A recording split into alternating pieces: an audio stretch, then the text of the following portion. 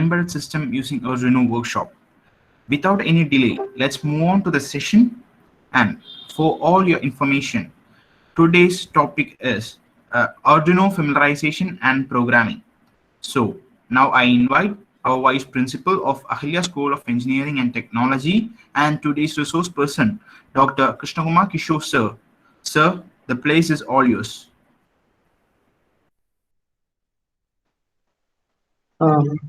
Right. Good morning, everyone. Sorry, good afternoon, everyone. So welcome to the second day of this 3-day workshop on this introduction to embedded systems using Arduino programming. So let me just share the screen here and then we'll continue from there.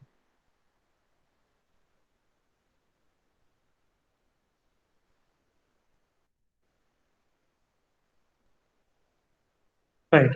Can you all see my screen?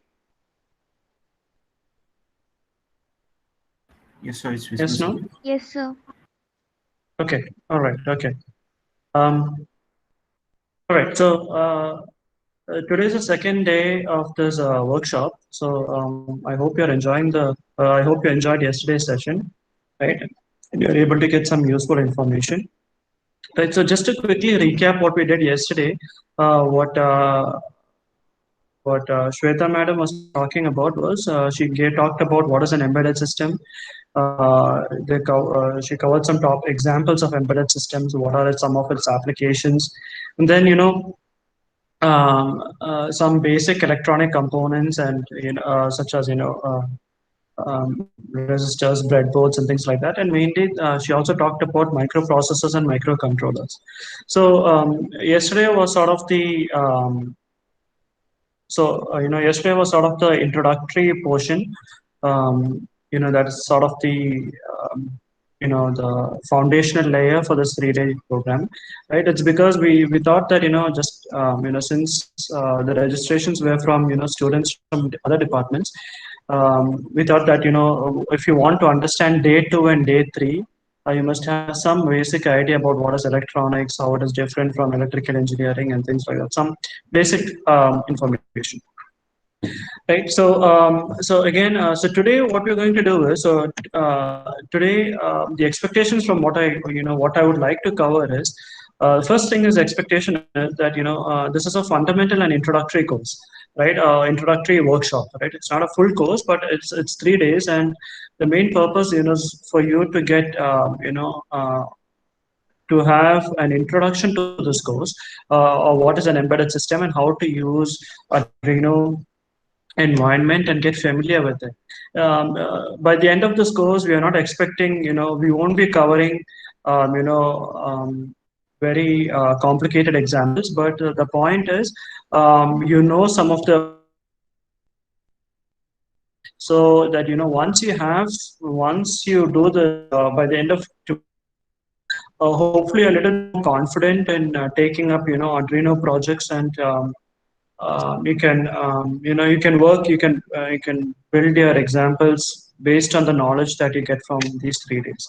So that was the expectation when we designed this course, right? So that is that's the basis on which it's with that expectation that the material is being set up, right? And one thing that we'll be talking about is we'll be talking about the fundamental components of an embedded system. Right, you talked about this a little bit yesterday, but just in a different perspective, I'll be talking about it today as well. The third main thing that we'll talk about is we'll learn a bit of the fundamentals of the Arduino environment. We'll also learn, we'll look at some programming basics. Right, we're not going to do any programming today. We'll do it tomorrow. Right, but just so that you understand things. What is the syntax, what is the structure like, and things like that. That is the focus today. So we'll do some live examples tomorrow. That's all we'll have the time for today. So so if you look at, by the way, if there are any questions at any point, please feel free to stop me and ask questions. Right, don't hesitate. If you can either put it on the chat box, or you can can ask a question and try to answer to the best of my knowledge. Right. Just look at an embedded system, right? Any embedded system, when you look at it, right, it fundamentally has three parts, right? Uh, right. So you saw what examples of embedded systems, but if you break that down, right, you saw embedded systems like yesterday. We talked about a calculator, a camera, and different devices, right? ATM machines. You talked about that. If you break that down, in any embedded system, right, fundamentally it has three parts, right? One is the input part. um, Input part is where see, the system is interacting with the real world, right? Right. So, for example, with a calculator, the input is the buttons that we press, right? And based on the button that you're pressing, right, there is some brain or some computation happening that instructs that machine, which is a calculator in our case, to give some output, right? In the case of a calculator, right, based on the button we press, if you're saying 2 into 3, right, based on the buttons that we press, it's instructing that the microprocessor or the microcontroller that is located inside the calculator to do some computation, and then it spits out some output, right? And the output is, in the calculator's case, it's a number, right? So when you do 2 into 3, it is the number is 6, right? But that 6 needs to be displayed, right? So you have a screen, right? And that screen is that display part that we have right now, right? So generally, any embedded system has its three main components: the input and the output. The input and the output is through where that system interacts with the outer world or the real world, right? I call it real world. You know, the environment in which that system is operating in, right? And always, and you know, and there is, of course, there is some brain behind this to coordinate all these functions, right? And that's where the microprocessor or the microcontroller comes in. So this is a generic part. Like, for example, if you take another example of, say, like an ATM machine, right? If you take an ATM machine, again, it's the same concept, right? You're pressing some numbers, that is the input, right? Some computation happens, and you're telling, tell me spit out some cash. It'll give that much amount of cash, right? So there is some amount, that some output is coming, right? Or if you're taking, a kiosk, right, at the airport, if you're and I think on the next slide I have some pictures, right? So these are some examples of embedded systems, right? Like over here, let me just turn on the pointer here.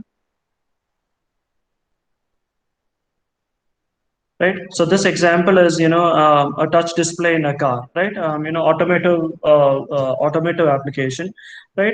If you want, driverless cars, we sort of need this, right? So, right. So here we are having, if you're talking about, in this case, say if you're having a music player, right? You're having some, input that you're touching on that screen, right? And it does some computation. The car does some computation. There is some brain, right? That does the computation based on your input, and then it spits out, like, say, for example, the song that you want, right? So it is set, it's that the output there is the audio system, right? So the music that you're hearing through your audio system. So that's an example of an embedded system. So here on the other right side, you have, a kiosk at the airport, right? Again, over here you have, maybe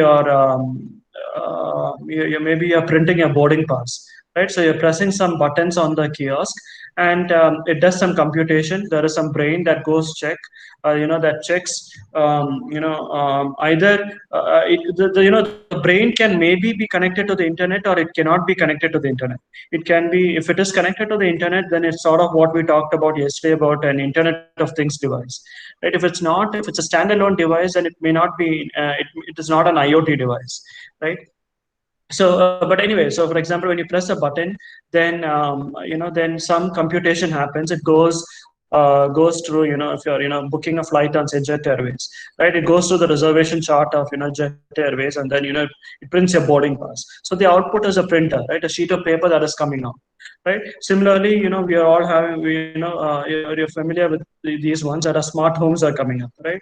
You can, so again, you can control the lights, the fans, or the temperature setting in your room accordingly. Again, you're giving some input, and in this case, it is the display. It is the touch input that you're giving. Based on that, some logic, some calculation happens, and then the output is, changing the temperature, right? The thermostat is set such that, if the AC temperature is controlled. So that is the output of the system, right? Or maybe, in the machinery case where, in industry or in production lines, right? There is an operator and they are controlling some things, right? So the operator presses some buttons, right? And then there is the machine is given a set of instructions to process that input, and it does the output for which it is. If it is a packaging industry, it packages it in a certain way. Or if it's a sorting, if it's in the production line and you want to sort it, maybe heavy equipments or heavy parts, go to one side, light parts go to another side. So this is all, that's the output, right? And that's a physical output. So but all this is done, there's any embedded system that you take up, right? There is the three main parts, right? The input, the brain, and the output, right? And if you want that overall embedded system to work, there are two portions that must work, right? One is the hardware portion. So we talked about what is hardware, right? So hardware means anything, that you can touch with your hands, right? That is what we generally call hardware. So that includes wires, wiring of the component, wiring the various components that you're having, the various sensors that you're having, right? We'll talk about all the sensors. Then actuators. Actuators meaning, it could some, maybe a motor or, some other output, maybe an LED display. And of course, even the microcontroller is actually a hardware, right? So that falls under that, right? Even though it's a brain part, but that is a hardware device, right? That you can touch, right? And the software portion, what we mean is the code that we write, right? For every microcontroller, there is some code that is given, right? And what does this code do, right? As a programmer, you write the code somewhere else, and then you're sort of downloading that code into that chip, into that microcontroller. So students who are in EC or electrical are maybe familiar with that concept of transferring that code to this chip, right? And but so we'll see. When we do examples, when you do some examples tomorrow, you'll understand that, right? So the software portion meaning is that when you write code, that code must be error free, right? There must be no syntactical error. Logically there must be no mistake. And since even more important is because the software is controlling some hardware. Like for example, if you're looking at this in the industry, right? Some maybe in a production line, right? Your code is telling to change the arm, or maybe some component. Maybe if it's a robotic arm, you're telling it to turn to the right? But maybe there is a mistake in your code, and by a certain it happens that your arm turns to the left, right? So that is a mistake because there is a mistake in the code, right? So these are things that you must ensure that the software portion must work properly, right? So it's not only the syntactical mistake, but syntax must be correct, but it also includes that because the software is controlling the hardware, the code must also be tested accordingly, right? So that's in a way, that's one way how this embedded system programming is a little different than regular software programming, right? In regular software programming, it may not be always be directly connected to a hardware, right? And does this make sense, what I'm saying? Yes, no? Make sense? Yes, sir. Okay, all right. So I'll appreciate some feedback, because only then I will know where you are, and if there's so it's a little bit more two-way, right? Okay, so that's this is what overall what it just means, right? Now let's look at let's look at, so most of this talk we're going to focus on these two things: the hardware portion and the software portion, right? So there are various aspects of this hardware, like I talked about, right? And we'll see a little bit of that. That's the bulk of today's focus, right? The hardware and the software part. Let's look at the hardware part first. So hardware, like I told you, is any physical component that we can touch, right? Is what we call hardware, right? So in a hardware, this hardware is there at all levels, right? At the input of the system, it is there at the brain part, and it is there also at the output part. So for example, at the input part, it could be a button, right? Or it could be a camera lens, right? Or it could be a sensor that you're designing, right? All these are inputs to the system, right? But it's a physical component that you can touch and you're making, right? The brain, again, there is again hardware, like I told you earlier. It could be a microprocessor, it could be a microcontroller, right? The output also has certain hardware. It could be an LED. You want the lights to blink, or you want the motor to work, right? You want the fan to turn on, right? So that you want the motor to start, or something like that, right? Or you want to start writing into a display, right? Or something like that, right? Or it could even see these inputs and outputs need not always be. We'll talk about that anyway. I'll come to that, right? Now, when we talk about inputs to the system, right? We get inputs to the system through sensors, right? Sensors, just like what the word means, is it's able to sense the environment, right? So you're sensing that environment so that you're able to capture signals from that environment, or how that environment is changing, and you want to change the system accordingly. You want your embedded system to respond to that situation in the environment. So how can it? So how is it knowing what is happening in the environment? Is through these sensors. So these are hardware components that capture data or signals from the real world. Again, by real world, I put it in quotes because this is the outside world, or the environment in which the embedded system is working, right? So really, the sensors are the input to the embedded system, right? So if I have or input to the brain rather, right? I must clarify this, right? Earlier in the earlier slide, I talked about embedded system as the entire thing, but so it's inputs to the embedded system, and these inputs are taken to the brain part, the processor part. Now, there are various kinds of sensors, right? These are hardware sensors, right? So again, hardware sensors meaning components that you can touch, right? So for example, a thermistor, right? That measuring changes in the temperature, right? Or a rain sensor to detect rain, right? And these are components you can buy off the shelf, right? So we don't have to make all of this, right? Or a water flow sensor, right? So you want to measure, you want to see if there is any block in your pump, right? And maybe you are having an irrigation land, and you want to see over years as the efficiency of your pump has decreased, right? So what you can do is you can measure the input and the output flow, right? Or you want to measure the alcohol content, right? So color sensor, humidity sensor, touch sensor, you can have solar cell sensors, right? Anything, right? So these are off the shelf components that you can buy. Now, it need not always be, sometimes like a hardware part. Sometimes, it can also be a user input, right? So, for example, I have my embedded system, and if that system is receiving a message, right? So I'm a user. I'm sending a message to the system. Say, if I press say 1, I want to do something. The embedded system should do something. If I press 0, it should do something, right? So that is a user input, or that is a real-time input, right? And I can change, right? But when I mean real-time, what I mean is as the embedded system is functioning, right? As the embedded system is in operation, right? Suddenly I get this input, right? So what would be an example? Right? Let's talk about, let's go back to the ATM machine, right? The ATM machine is always on, right? So it's always on, but when a person comes to that ATM machine and is pressing, is inserting his card, or pressing the OK button initially, that is a real-time input, right? But even before that, the ATM machine was on, and it's running, and it's waiting for user input, right? So that's what we mean by real time, right? Real time. So now I walk into that ATM, I take my cash, and I go out. The next time, another person will come in. So that's again another input, right? If I want to withdraw cash, maybe the second person wants to, maybe know the bank, his latest, it could be just a balance inquiry, or the third person could just want to do a pin change, right? These are all real time inputs, right?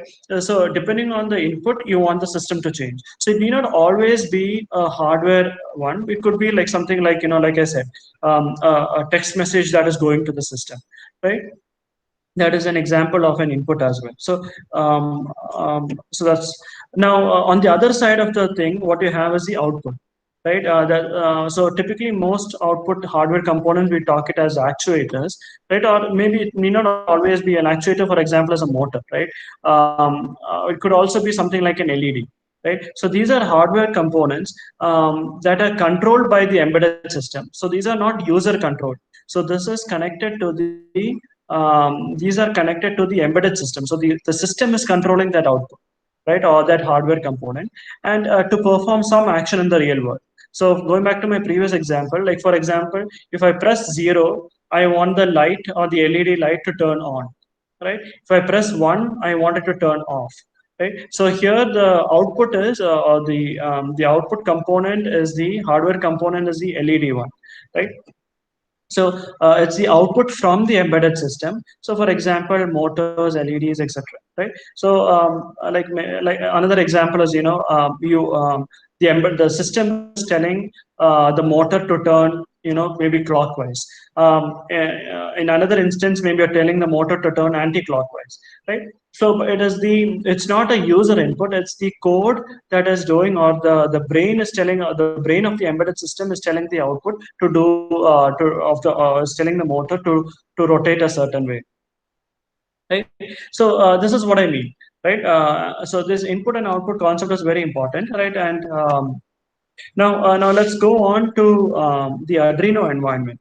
Now, why we are studying Arduino environment is because there are, again, embedded systems can be done using various platforms, right, or various environments. There is also, you might have heard about the Raspberry Pi environment, right? These are all, they all became popular because of, this concept of DIY, right? People wanted to make home projects, simple things to do home automation, things like that. So that's how, the history behind these things started coming up, right? So the Arduino environment is what we are going to focus on.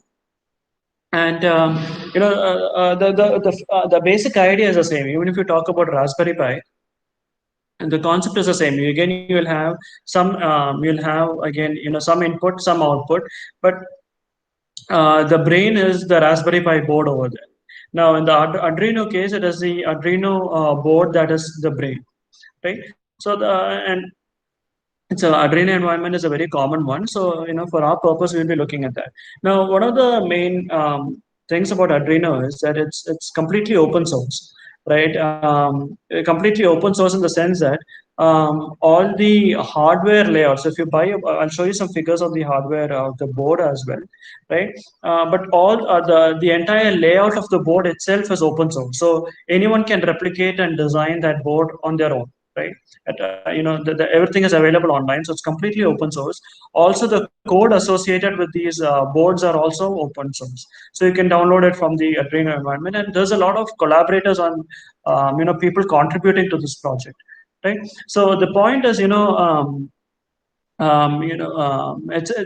it's sort of, once you have this Arduino environment, anyone with a little bit of basic knowledge in electronics and programming can do bigger projects, right? You do not know every nitty-gritty detail about, say, how a resistor is working, how a capacitor is working. You don't need to know the full details.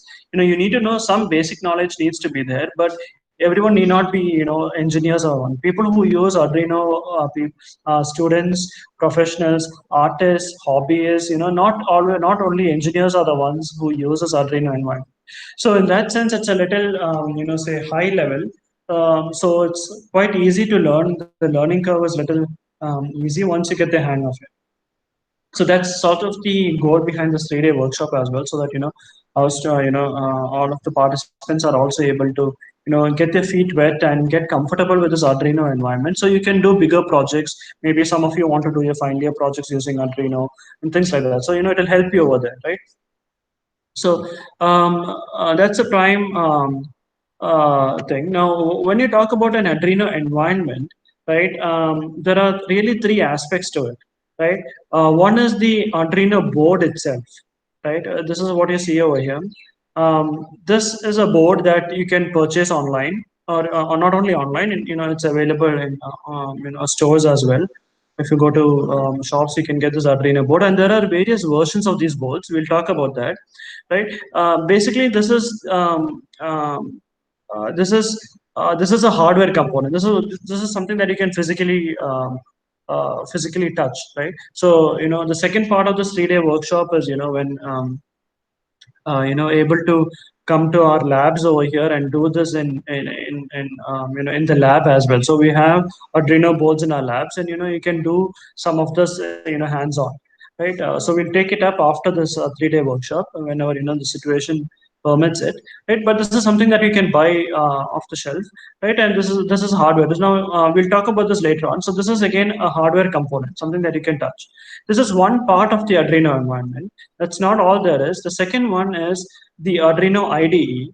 This is the software environment. So IDE stands for Integrated Development Environment, and here is where you can write your code and you can transfer this code onto this board, right? Particularly this microcontroller over here. We'll see how that is done, right? Maybe not completely in the 3-day workshop, but because we are not doing anything on the board physically, we're going to do it in Tinkercad. So I'll talk about that. That's in tomorrow's session, right? So ideally, what would happen is, anyway, let's go. Let's move on. I'll come back and let you know what this is. So this is a software environment where you can write code and you can transfer it to this hardware. We'll see how that process works. We'll see it in the next couple of slides.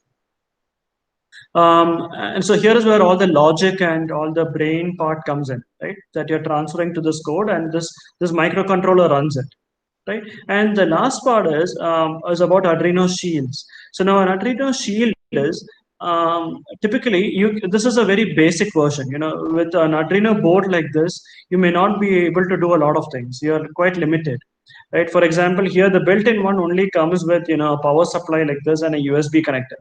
But sometimes you might use you might want one more USB connector, or you might want maybe an Ethernet port, or you might want a GSM module, or you might want something like that, right? So you want to add functionality to that, and that is also open source. There is something that is called as Arduino Shields. So these are additional boards that you can connect to this main board, right? So in today's workshop, we are not going to focus so much on this Shields part, right? But people who are doing advanced projects, typically they use these Shields. That is for advanced functionality, and these as well are open source, and you can buy it online, and depending on the functionality. There are various kinds of Shields, so depending on what your application is, you can buy the appropriate Shield. All right. By the way, any questions so far before I move on? Any questions? Yes, no? Is it making sense so far, what I'm talking about?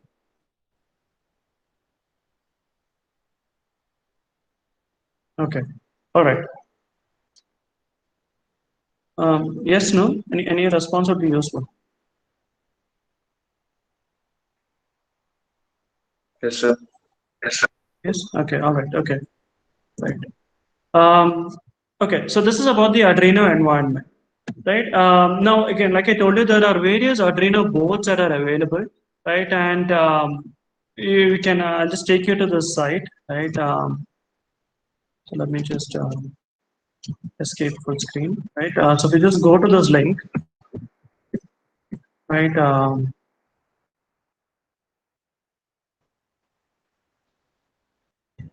Right. So this is the Arduino's page. Right, you can see there are various boards that are available, right? So there is an Arduino board, there's a Leonardo board, there's a Nano board, there's a Nano Everyday board, there's a Micro board, there are adapters to those, and there are various kinds of boards depending on your application. There is a Mega board, right? And again, Shields that are available. This is what I talked about, right?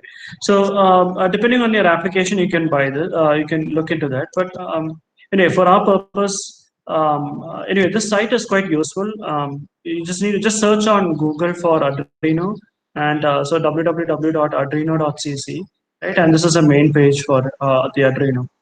So there's a lot of resources on this website. There's a lot of projects available on this website, so you can learn on your own. There are a lot of built-in examples, libraries, or many starting places. You can simply download the code.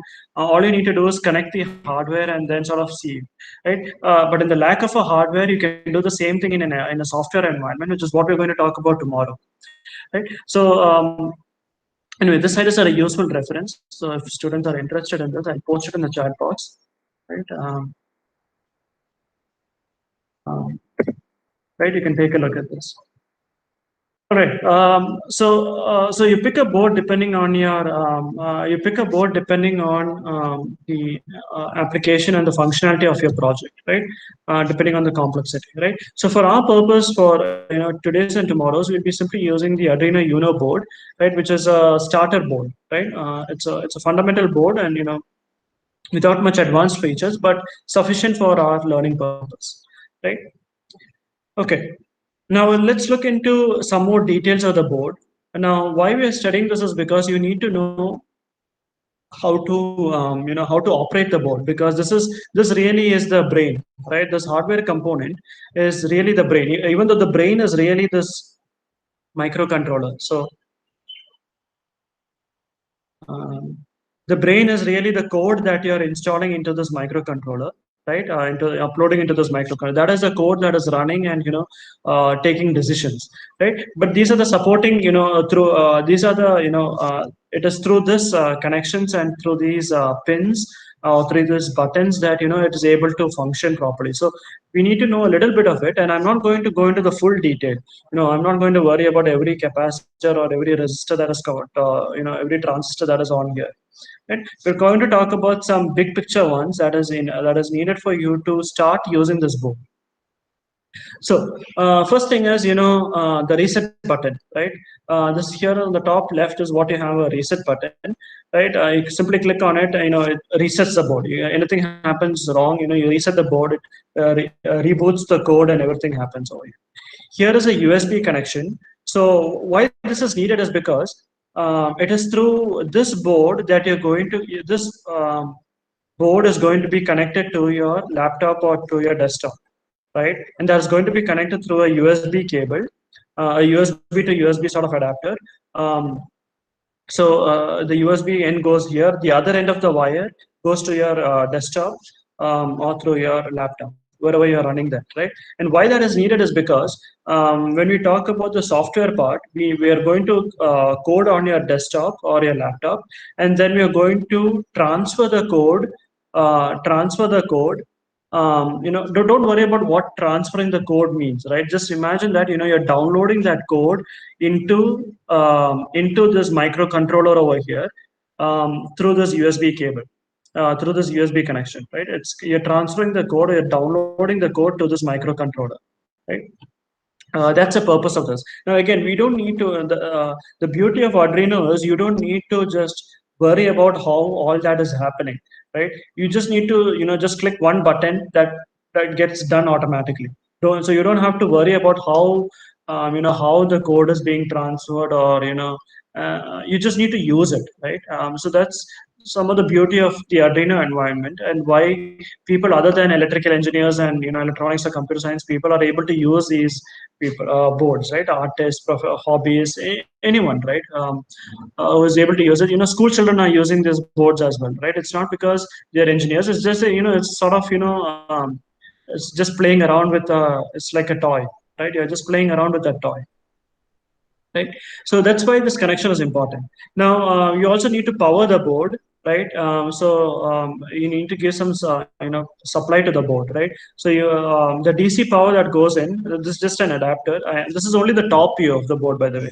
I have not shown a side view, right? This is the top view of the board, right? And the recommended range for the power supply, the DC power, is 7 volts to 12 volts. And you don't have to worry about this. This is a standard adapter that you can get, right? And that often comes with the board as well, or any other adapter you can use. Right, so that's a recommended DC power that needs to be there, right? Now, other important parts of the board is, right? This is one microcontroller. This is the Atmega 16U2 microcontroller, and there is the Atmega 328 microcontroller. That is this one over here. This is the chip that is being inserted. Now, so there are two microcontrollers on the Arduino Uno board, and we are going to focus on the Atmega 328 microcontroller. The 16U2 microcontroller, we'll talk about it later, right? For our purpose, you don't have to really worry about it, right? That the main purpose of this microcontroller, it's really like firmware code, right? It's basically just code or a set of instructions that is used to ensure this USB communication. And as an end user, or as an artist, or as a student, you don't really have to. We have no connection with this, right? I mean, of course, you can, if you want, try to edit it and modify that code. But for all our purposes, we don't have to worry about this. We are worried primarily about the Atmega 328 microcontroller. This is where we are going to download the code, right? So you're writing code for this 328 microcontroller, right? And you talked about microcontrollers yesterday, right? So it's a sort of processor where you're giving a set of instructions and that runs on its own, right? So these are the next major two parts. What else, right? There is a set of pins over here, right? So again, this is one.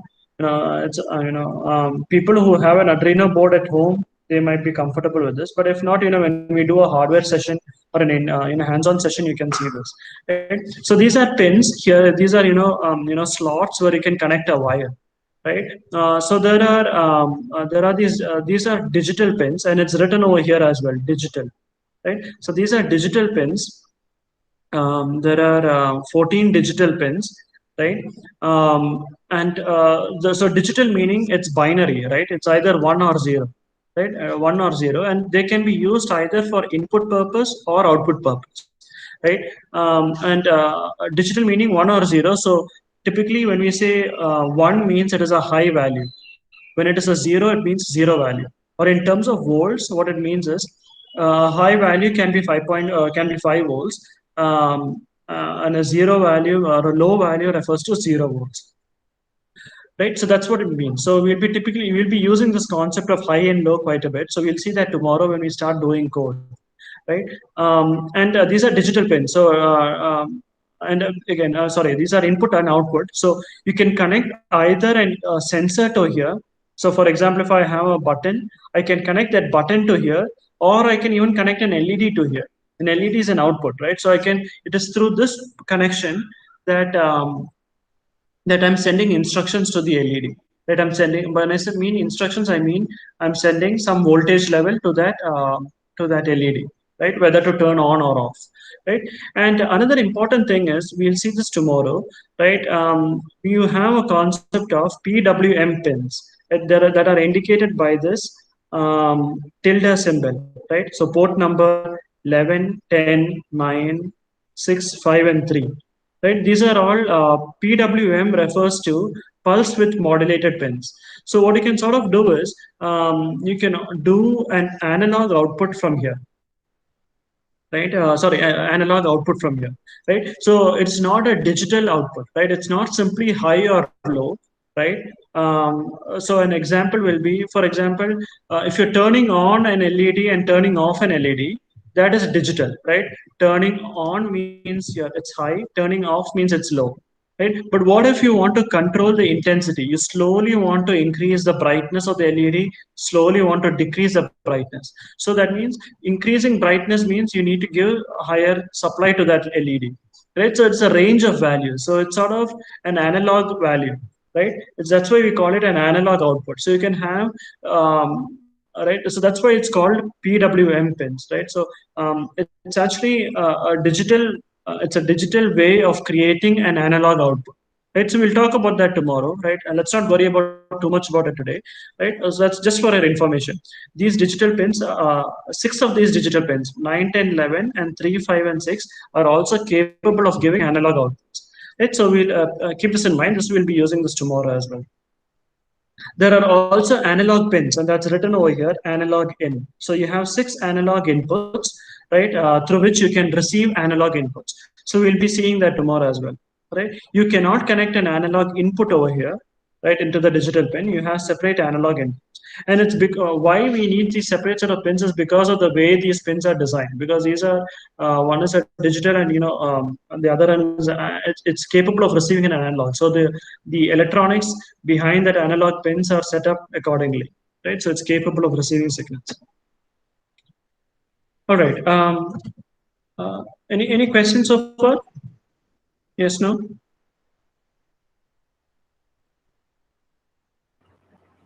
I presume no. Okay, all right. No, sir. No, okay, all right. So this is the next some important parts are there's a LED on this LED over here. And when you power on the board, this LED will start to blink. Right? We'll see that tomorrow again. This is a built-in LED pin. This box over here. This is a built-in LED that is connected to the digital pin number 13. So this pin over here, this 13 pin is connected to this LED, and you don't worry about how it is connected. That's connected. That's in the layout of the board, but that happens, right? So if you want to control this LED, you want to control this pin number 13. Then the other LEDs that are there on this board is transmitter.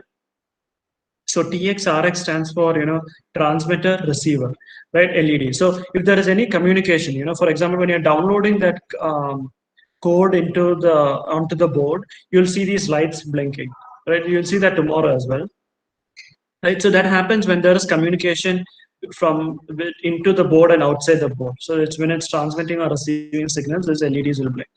And then, of course, there are some also power pins that are needed. So you can, if you want a 3.3 volt output, you can create from here. If you have a 5 volt output, that is from this pin over here. There are also 2 ground pins, and there's also a V-in pin. So if you want, these ground pins are to the overall ground of the system. So again, when we do wiring to that tomorrow, you will understand that. So again, these are some basic parts of the system. Now, these are some things that you'll be using quite a bit. So it's important that you remember this. All right. So now let's talk about some technical specs of this. Again, this is important because you should have a broad understanding of what anything that you're purchasing. Whenever you're buying an electronic component, there's always going to be a spec sheet or a data sheet associated with it. And even though we may not be able to understand all of it, there are some important things that are there in the sheet. Like, for example, it's telling the microcontroller is the Atmega 328 microcontroller. The operating voltage is 5 volts, and the recommended range is 7 to 12, right? The input voltage limit is even though this is a recommended range, the actual limit is 6 to 20. Now the digital I/O pins is what we talked about. There are 14 of these pins, and that's this one, right? There are 14 of these pins over here. So 0 to 13, that's 14 pins, right? Of which PWM pins, there are 6 of them. There are 6 analog input pins, and we saw that, right? These analog pins over here, right? Current rating, right? Current rating per IO pin, and what is the DC current for the IO pin and for the 3.3 volt pin. Why current rating is important is because you need to know how much current is there, because it's only based on the current that whether whether if there is too much current, you could damage your sensor, right? So that's why these values are given, right? On this board there is also a memory, right, which part of the Atmega 328. We're not going to use it. There is, but it's important to know that there is memory over here. That's the same as SRAM or EPROM as well. The clock speed is 16 megahertz, right? This is what clock speed means is any electronic component, especially a microprocessor, they will be having a clock speed. This is it's a reference signal based on which the instructions are carried out, right? So 16 megahertz clock speed means the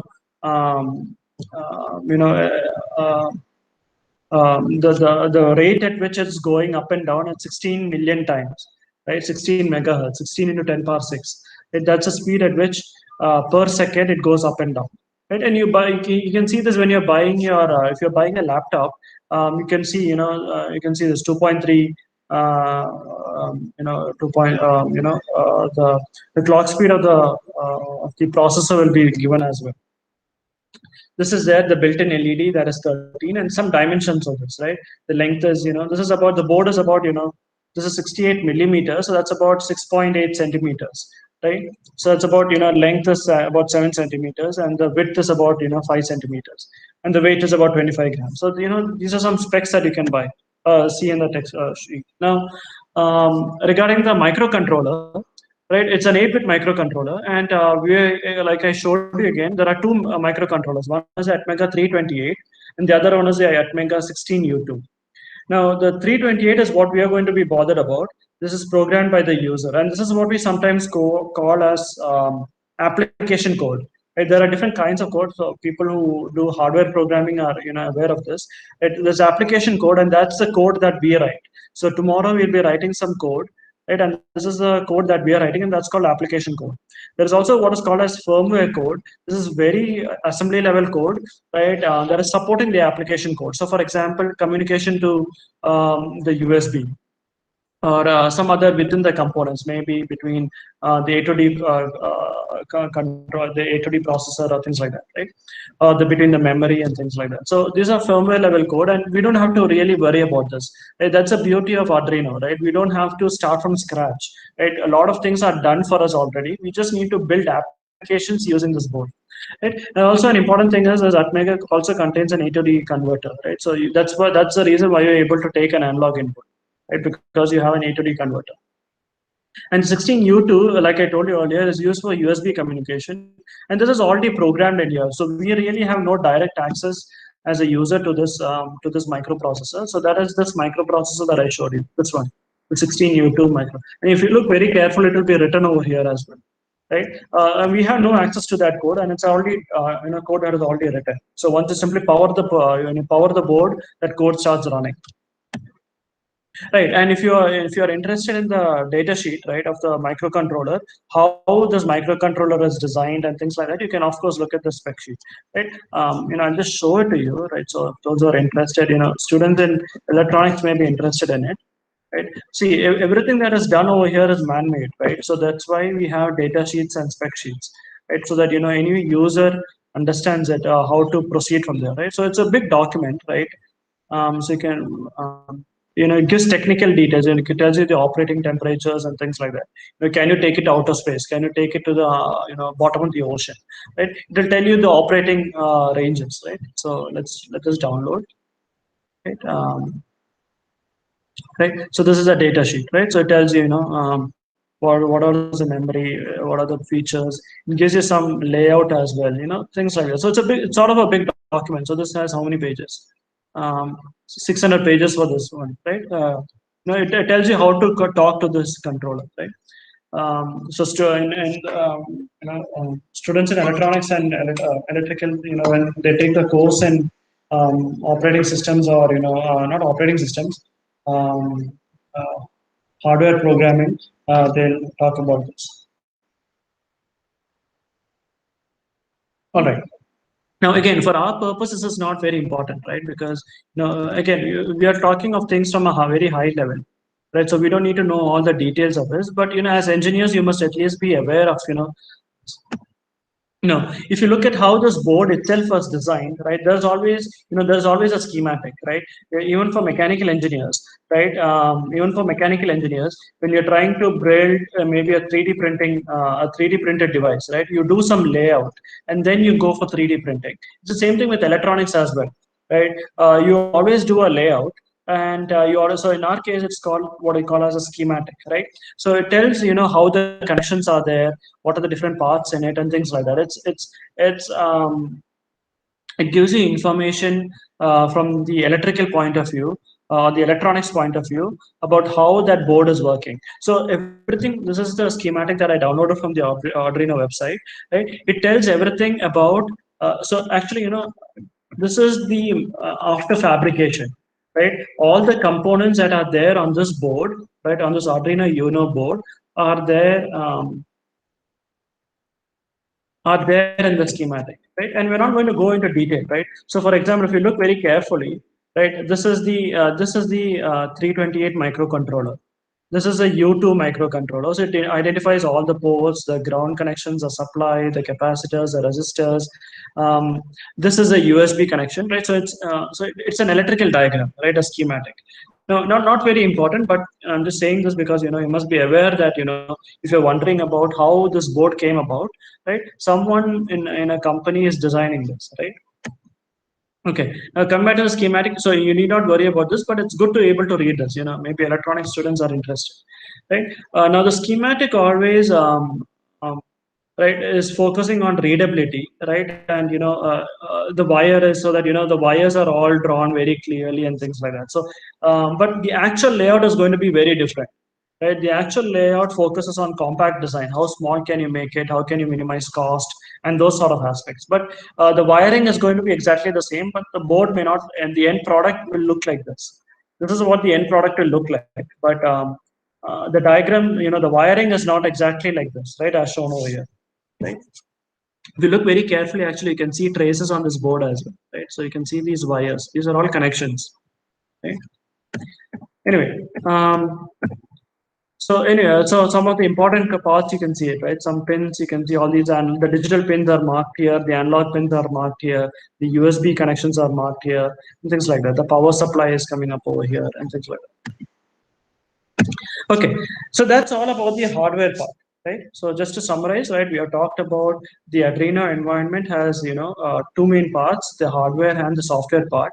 In the hardware part, you must know the basic parts about the Uno board, right? So especially the digital pins and the analog pins, right? And where you're going to connect the USB and things like that, right? And then the remaining parts of the hardware are the sensors and the actuators, the inputs and the output from the system. Now let's look at the software. It's the second major part, right? And understanding the software means understanding the Arduino IDE, right? IDE, again, like I told you earlier, stands for Integrated Development Environment. Why it is called Integrated Development Environment is because it's integrated in the sense that you're not only writing the code, you're also transferring the code, uploading the code or downloading the code into this Arduino board, right? So when I was studying, I really didn't never really understood this, right? How are you downloading the code from this computer or your laptop or your desktop? You're writing code over there, and how is it getting downloaded into a chip, right? So let's not go into detail over there, but that is happening. That's why this IDE is called an IDE, right? It's an integrated development environment because you can sort of when you're in the testing phase, when you'll be connecting, you'll also be having your computer open. You'll also be having your board connected to your computer, right, desktop or laptop.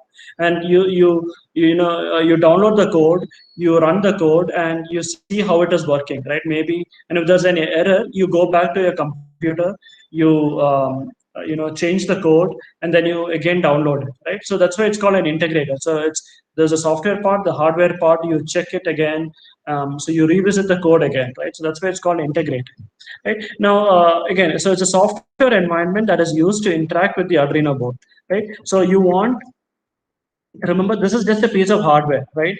On its own, there is no memory capacity or no brain, right? As of now, right? The brain aspect comes into it, or the set of instructions comes into it, just like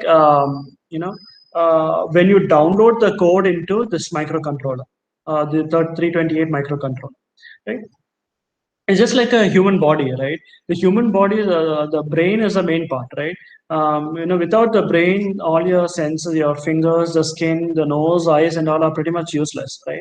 Because those inputs, you're not, even if let's say you're driving a car, you're seeing an oncoming, you're driving, right? You're driving on the road, right? And you see an oncoming car, right? It's because your eyes are seeing that visually you're taking an input, right? And it's sending to the brain, and the brain is processing that signal, and it's telling your hands, turn the steering wheel to the left or right, or honk the, press the horn, right? But that's an output, right? So just like a brain, right? If you remove the brain part, the input and the output, your hands and eyes and all are useless, right? So it's very similar to that, right? So a human body is sort of an example of an embedded system, right? That's why the software. So in our case, in the brain's case, the software is there in the brain, right? The human brain, right? So it is telling a set of instructions, over there. And let's not go into that, right? So again, now how do you get this down? So the Arduino board, so it's a software environment that is used to interact with the board, right? And it consists of a compiler, debugger, simulator, and you can also upload the code. Right now, people in computer science are already familiar with these terms. Compiler is, just checking if the code is correct or not, right? It just does the syntactical, it just checks if your syntax is correct or not. Debugging is an environment, where it's an environment where you can check your code, right? You can debug the code, find mistakes in the code. Simulator is, you download it into the board, and then, you can simulate it and see if it is working as you want. And it also allows you to upload the code. Now, where do you get this one, right? You can go to the site, right? I just download it, so I'll just show it to you, right?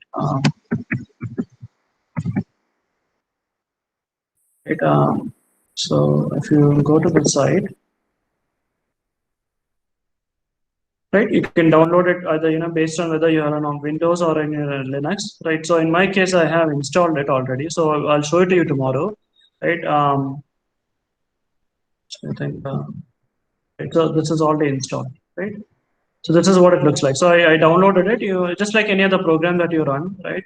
You download it and you install it, and then once it's done, right? You nothing else. It's pretty simple, right?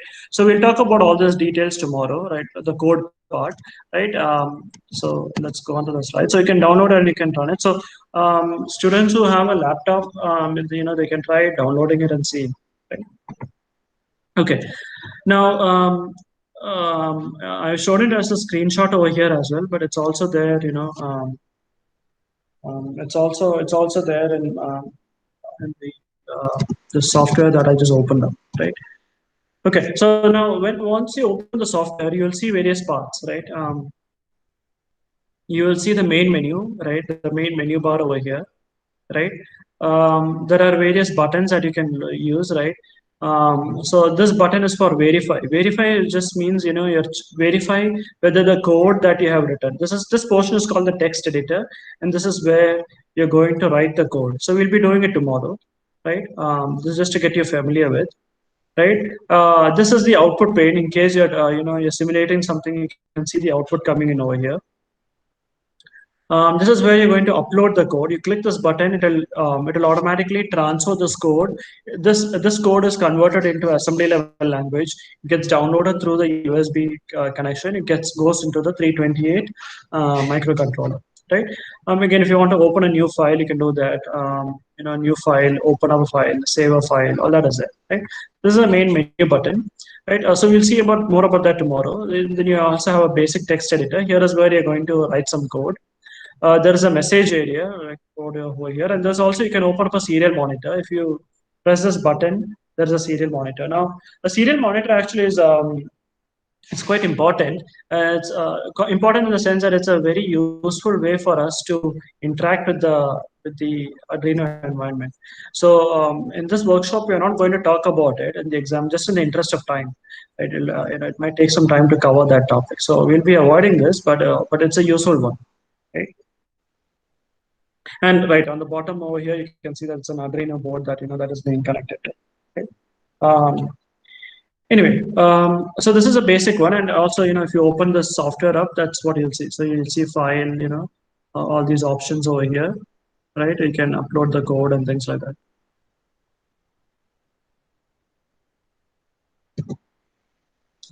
All right. Now, how does this work? Basically, so tomorrow what we're going to do is, we are going to take a problem, right? Very simple. We're going to do some simple embedded system examples tomorrow, right? So based on the example that we're going to do, we're going to write some code, right? We are going to compile and verify it, right? So tomorrow we'll be using this Arduino environment, right? We'll be compiling and verifying the code, just checking that there is no syntax mistakes and things like that. Then we're going to upload the code. In tomorrow's workshop, since it's purely a software tomorrow, we're going to use Tinkercad, right? The uploading is sort of hidden, right? Only when we really work with some hardware in the lab, we are going to do upload code. In Tinkercad, there is the equivalent version. So once you verify the code, you upload it, in a software way, right? Online itself, we'll be doing it, and you'll be connecting to we'll be using Tinkercad, and you'll be connecting to the board. And based on the code that you're going to run your simulation, right? And based on the code that you wrote, you're going to check if it matches your application with the embedded system that you're trying to create. And if there is any mistake, you will go back, you'll edit the code, do this entire process again. Every time you write code, you compile or verify it, upload the code, see if it is working in hardware or on Tinkercad, you're working on it, and then go back and edit the code. Right? This is the basic steps that we're going to do. Right. Now, let's go into a little bit more of the software part. Now, the first thing I'll tell is there are a lot of solved examples, right? And my purpose here right now is not to go so much into the programming details. I'll try to go over a little bit of ones that we fundamentally use quite a bit. But there's a lot of solved examples that are already available in the software. So, for example, if some of you are curious and if you have a laptop, if you download this, right, all you need to go is go file the examples. You will see that there is ready-made code available for you. You don't have to do anything. Right, all this code is written for you. So tomorrow we'll be doing some simple examples, not necessarily these examples, but some of the examples are built-in examples, but we'll write it on our own, so it makes sense. Right? So you can go through this, and you can. The beauty of this is all you need to do is you can simply download the code directly into the microcontroller. Then all you need to do is set up the hardware accordingly, or in Tinkercad you just need to set up the connections properly. Right, that's all you need to do. So there are a lot of examples over here. So there is a lot of examples, working examples, right? Quite a bit is it, right? So those interested can look into that. Now the syntax. Coming to the actual coding part, right? The right, it pretty much is using the same syntax as C++, right? I'm not very familiar. I'm not sure how many of you are familiar with C++, but so we will, so tomorrow as I do examples, I will explain that code. But today I'll just go over the big picture concepts, right, of using of C++ and things like that, right? Because we'll be doing that tomorrow. Not of C++ particularly, but of the Arduino programming environment. Okay. Now, as for those of you who are familiar with programming, one thing that you must keep in mind when you're doing particularly Arduino programming is the software that you're writing here, the code that you're writing here, you must keep in mind that it is always controlling some hardware. So it's not really just like you're simply compiling a code within your computer, or you're seeing some display on your computer. It's not like regular programs. Like, for example, what I mean is, for example, in C++ you can write a program to generate a Fibonacci series, right, or do sorting algorithms, right? You can do that, right? But that's happening purely in software, right? Now, here, in addition to all that, you must also keep in mind that you're also controlling some hardware, right? So it could be an LED, or it could be you're controlling the board, right? So you're telling every pin, this pin must either be an output or an input. Are you going to read from this pin, or you're going to write to this pin? Right? Is it right? So that sort of thing. So there are some hardware specific code that is already available to us, which we will be using. Right, so to interact, so since the Arduino board information is a little bit abstracted, right? You don't need to do application level, or um, firmware level programming, right? So a little bit of there's a lot of abstraction, and there are a lot of libraries available already. So there are, and some built-in functions are already available for us. So we just need to use these functions for our purpose. So again, we'll see this tomorrow. So this is the main thing that you need to keep in mind. Why Arduino programming is different than other programming is the software is also there for every instruction, right? In addition to the logic part, we are also trying to control some hardware. So that is one place where it is different than regular programming. So because of that, there's also certain hardware specific code. So for example, if you want to read from a pin or write from a pin, what will you do? How do I control the voltage value on the pin? Right? That is controlled through code, right? Remember, you cannot, like every time, let's say, if you want the LED to blink in five different brightnesses, right?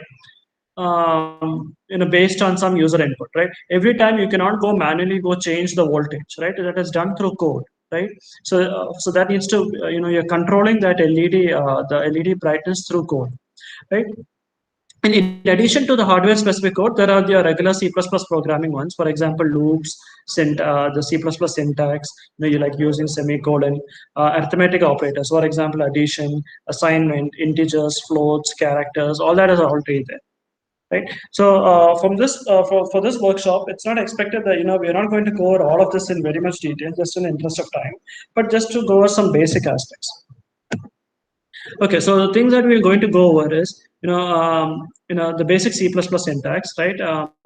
We're not going to go over all of it, but but what we'll focus on a little bit is there are two main loops that we're going to talk about. We'll see that in the next slide. We'll talk about global variables. We'll talk about loops and conditional statements. And of course, there's a lot more, and I'm not going to go over all that, right? But just to get you warmed up for tomorrow. Right? So tomorrow we'll be using these concepts. So, like I said earlier, there are some hardware-specific built-in functions that are available, and also there are some built-in variables, right? So you can simply call of those. So, for example, if I want to read from a digital pin, you just call the function digital read. Or if you want to write to a pin, you just need to call digital write, right? Nothing like. Or if you want to do an analog read, you can do that. Analog write is there. Or if we're not talking about interrupts or anything like that, serial is there if you're using the serial port, right? If you want to delay, right? There are various functions, and the full list is available on this over here, right? I'll just show you that as well.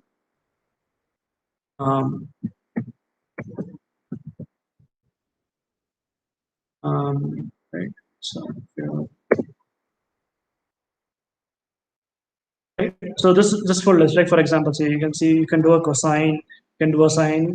These are all built-in functions. So you don't really have to worry about how sine and tan is being calculated. You just need to call this function, and it will tell you what is the sign of it, right? And if you click on any of these functions, right, it will tell you the description. It's there is good it's quite descriptive and it's self-explanatory, right? It tells you everything, right? So it takes an input as one variable, and then you can what it returns and things like that, right? So anyway, we'll talk about that, right? So there are some built-in functions, and also there are some built-in variables as well, right? So for example, high and low, I told you what this is, right? For example, if you want to set the digital output to 5 volt, you don't need to say 5 volt, you can just say high, right? So that is the board knows to say 5 volts. If it set it to low, it will say 0 volts, right? So from the end user point of view, you don't have to worry about what is the voltage level on the board and things like that. So it makes life a little bit easier, right? So there are some built-in constants as well that you must keep in mind. Right. Now, I told you that there are two main functions. Any Arduino program that you're talking about there will be two main functions. One is called the void setup, and one is called the void loop. And people who are familiar with C++ or C programming, they know why it is called void, right? It's called void because it's not returning anything, right? This function does not return anything, right? I hope people are familiar with what I mean by returning something, right? It's a function is like a black box, right? You give it some input, it'll give you some output. That output is called the return, right? Returning value, right? So when you say void, there is no return. When you say int, the return is an integer variable. If you say car, the returning one is a character, right? Something like that, right? So in this case, it is void. So that means there's no return. Right? Same thing with void loop. Now these are two built-in functions, and you cannot change that, right? So the first one is void setup. Now, um, uh, so what this means is this function setup function is automatically the moment you power on the board, this setup function runs, right? Once you power on the board and you download the code, right? Sorry, not only powering on, once you download the code, right? This function runs, and it runs only once, right? It's important to remember it runs only once, right? And what it does is it initializes and sets the initial values. That's the purpose of this function. So whatever code you write inside the setup function, it initializes and sets all the values, right? So maybe you're setting all the pin values to low, right? So that there's no ambiguity, right? So for example, assigning a particular pin is an output or an input and an output, right? Remember when you go back, sorry. 33.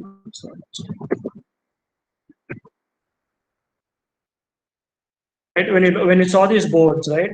When you saw this, right? These are digital I/O pins, right? So these pins can be used either as an input or an output. So you need to tell the board, right? The board is not smart enough, so you as a user must tell the board how you are going to use this pin. Are you going to use it as an input or are you going to use it as an output, right? So these are some things that you would use as a setup in the setup function, right? So that's what is pretty much done in the setup, right? Now, the next major one is loop function. Again, and this is it's not returning anything. That's why it's called void loop. And what does it contain, right? Now, why is it called loop? Is because this function runs forever, right? You're not, as an end user, you're not writing any code for it, but the hardware is given instructions, or the microcontroller, there is some instruction to run this loop already. To run this loop infinitely over and over again, right? So this is what happening in the ATM machine, right? So when your example, when the ATM machine is running, right, this loop function, the brain in the ATM is keeping on running this loop, right, and it's waiting for an input, right? The moment I enter, it gets activated, right, or when I press a button, it gets activated, right? But to get activated, it must be ready, right? So it gets ready by running this loop again and again. That's the purpose of this loop, right? And it's within this function that the main logic part is written, right? The logic of the program is written, and every all the if you're calling any further functions, it will happen from within this function, right? These are again, these are only the two main functions. You can, when you get when for our examples, we'll be only using these two functions, but when the code gets complicated, right, you'll be of course using a lot more functions, right? So that will be called from within this loop, right? So it's used to actively control the Arduino board, right? So we'll see some examples tomorrow, right? So for examples, we'll be writing for loops, conditional statements, calculations, doing addition, subtraction, or whatever it is. We'll be doing that within this loop. So I hope this is clear, right? These are the two main functions. Now, another thing that you might commonly use is a global variable. Now, I'm not, people who have seen C programming or C++ programming, they're familiar with it. But those who are not familiar, right, a global variable is a variable that can be seen by every function in a program, right? So it's a thing that you write at the top of your code, right? So that every other line of code below that knows what that variable value is. So and of course it's defined at the top at the beginning of the code, and it cannot be any keyword, right? So just like any programming languages, you cannot use keywords for any variable, right? It's just like not only global variables, even temporary local variables also, you cannot use keywords, right? So for example, an example would be int. So what it means is the statement is saying that again, imagine this is my line of code. These are the 3 lines of code I'm going to type into this function over here, right? Let's see if I have an example where I've already written some code. Right. So for example, over here, right? Right. These are global variables, right? This is my setup function that I told you about, right? The setup function. This is the loop function. This function is running over and over again, right? This function is running over and over again. It runs continuously, right? Whereas the setup runs only once, right? Now, the global variables are variables that happen outside this function, so over here, right? Now, what it's saying is, right? I have a variable LED pin. Now, by global, it means that why is it called global variable? Is because any function I define over here can be seen within these functions. So people with a little bit of programming will understand what that means, right? So for example, LED pin.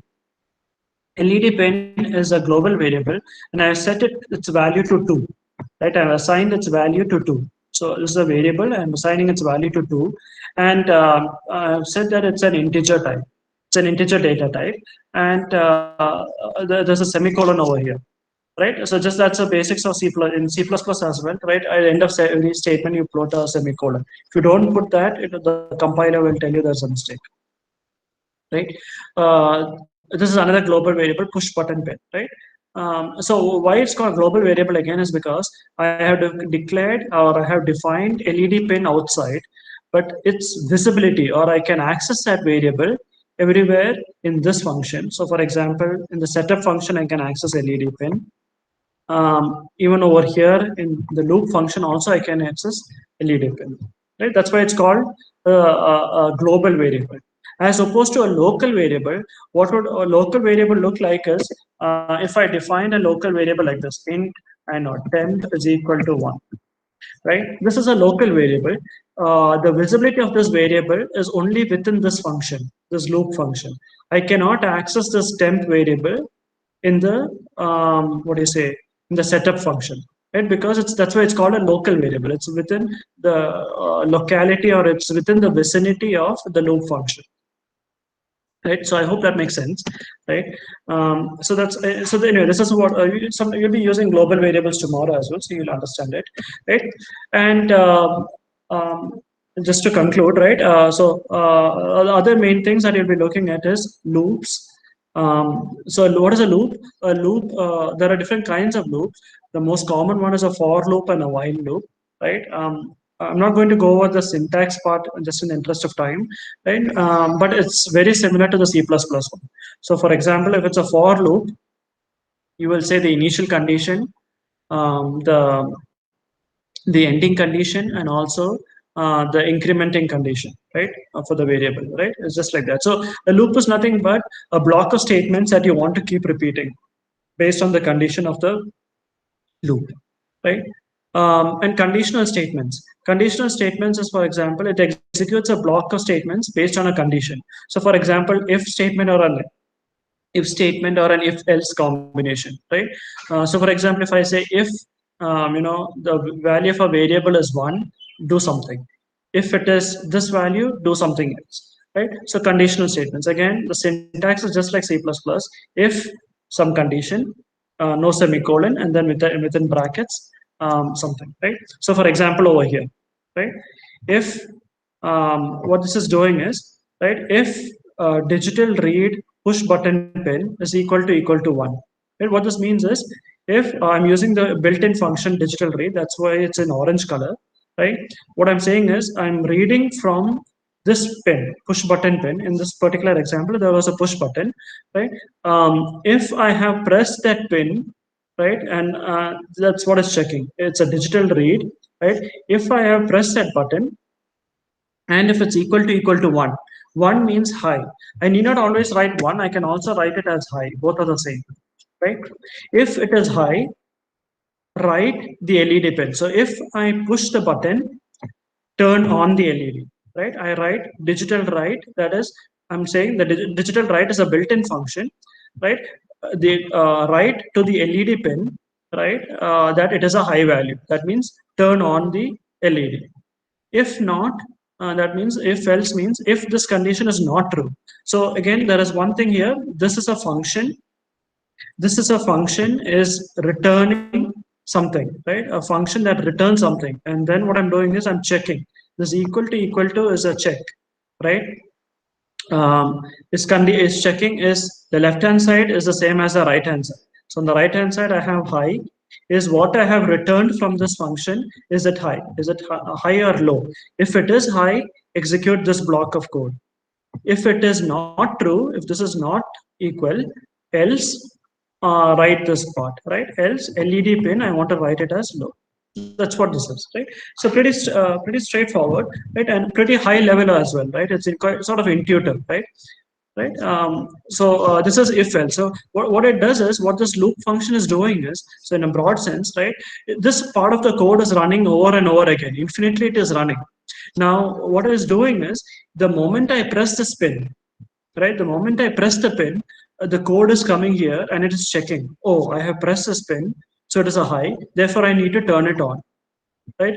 And the moment I leave the pin, right, again, remember the loop is continuously running, right? How does the loop run? It first reads this statement, then it reads this statement, it reads every statement, and end of this loop, it goes back up, again reads these statements, right? So every time you're reading it, in the background, this thing is continuously running, right? And the moment I press the pin, it's checking, it's coming into this part now, right? And right, if it is high, uh, turn it on. If I have not pressed it, right, that means I need to turn off the LED. So this is what happens, right? So this is a code that is running. I hope that makes sense, right? So this is a little bit creeping into tomorrow. So we'll revisit this example tomorrow as well. Now, on its own, this is not useful. This is simply code, but you also need to ensure that you have wired your circuit properly. So we'll see that tomorrow, right? Right. So so these are the if statements, right? So these are some simple conditions, and with that we'll conclude, right? So what we have seen today is we have seen the implementation aspects of an embedded system, right? So yesterday you talked about what is the embedded system, and it's examples of it. But today we got to the nitty gritty of how you actually build an embedded system. So if you want to build it, there are two aspects to it. There is a hardware part and there is a software part. So if you the hardware part, the main thing that we talked about today is the Arduino Uno board, right? Because that board is a hardware component which also contains a brain, which is the microcontroller, right? And we also talked about the software part, which is the code that we are writing into the microprocessor, right? Which is running, right? Which is running in the background. And tomorrow we'll see some examples of how of what how we are going to tomorrow we'll build some simple embedded systems based on the knowledge we got today, right? So that's all that I had today. So it's right on time. So we'll have a short quiz just so that I understand that how much of I'll post it in the chat box. So please let me know if you're able to access it or not. Right? Please let me know if you're able to access it. Right? If not, I need to change some permissions and things like that. So please let me know if you're able to access it. Right? By the way, before you take up this, are there any questions? Sorry, I should have put this up before. Are there any questions? Questions, comments?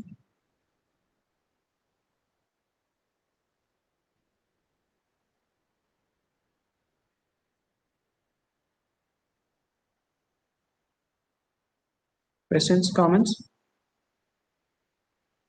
Yes, no? Okay, so the link is working. So we'll take 5 minutes, and it shouldn't take too long. I think it's only, I forget how many questions were there, but it's probably about 5 or 10 questions, I think.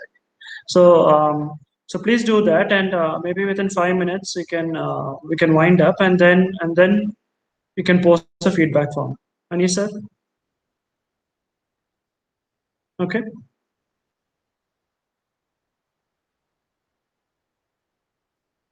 Okay. All right. So we'll are there any questions before you start answering this quiz? Questions?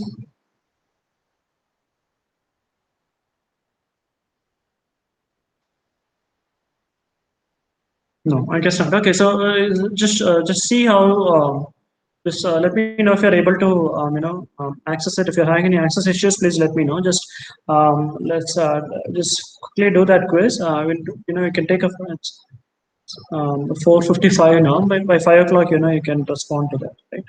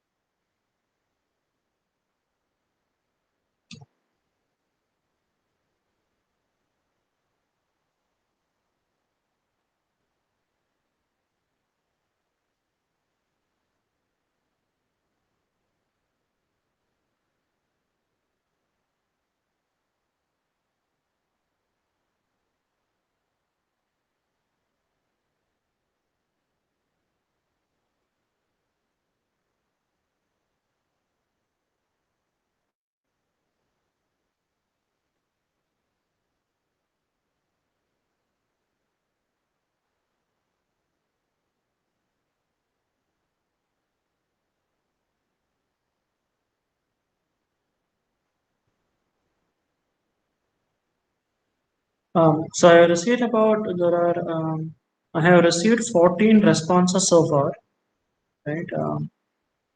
There are about 50 people, I think, right? So I presume a lot more people are still writing it.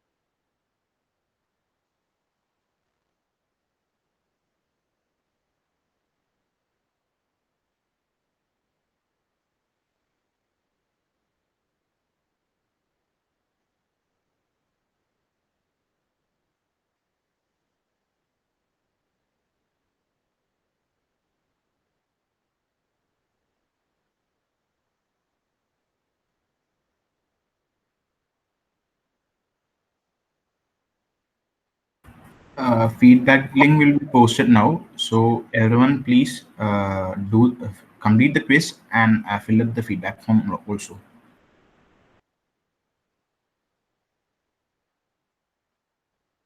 Right. I think there are about 26 responses now. I'll keep the form open, for a little more longer. Then I'll close it up. Right. I'll return back you'll get emails back, and I'll release the scores as well. So what you did correctly and what you got wrong. Right. But I'll be doing that only after I close the form. So maybe within an hour or so, I think you should be able to get it. So. Those who are still doing it, please do the quiz. It's just a sort of a feedback, for us as well, so that we know how many people were actually listening, and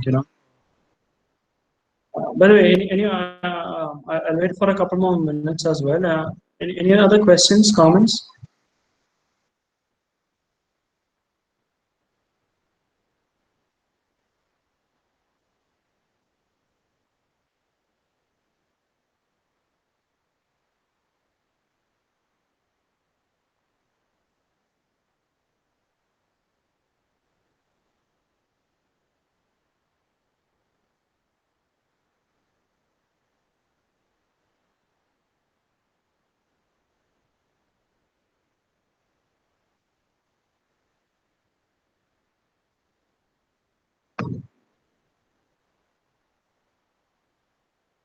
All right, Sanjay. In that case, can I leave or should I wait? No, sir. We can leave, sir. Okay. All right. So thank you very much. So I'll see you all tomorrow. So tomorrow what we'll do is we'll do some Tinkercad examples. Right. So thank you very much, and I'll see you all tomorrow. And I'll be closing the form soon. So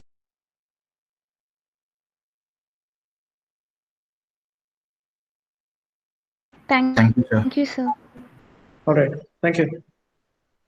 See you.